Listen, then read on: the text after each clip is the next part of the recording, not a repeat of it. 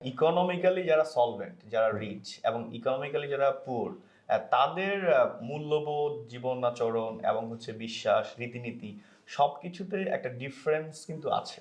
ফলে এই ডিফারেন্সটা কি আসলে ইকোনমিক্যাল রিজনের কারণে নাকি অন্য কোনো রিজন থাকতে পারে?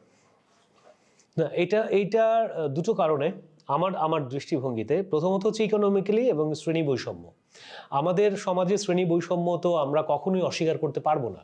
আমাদের শ্রেণী বৈষম্য আছে।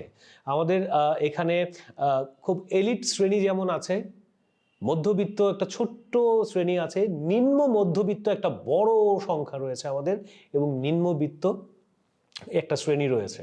সুতরাং এই শ্রেণী সংঘাত বহু পুরনো এবং এই শ্রেণী আমরা কখনোই ভাঙতে পারিনি এবং এটা ভাঙা সম্ভব নয়। সারা পৃথিবী যেই পুঁজিবাদের যেই সিস্টেমের মধ্যে এখন পৃথিবী ঘুরছে, এটা তো ভাঙা ইম্পসিবল, অ্যাবসার্ড ব্যাপার।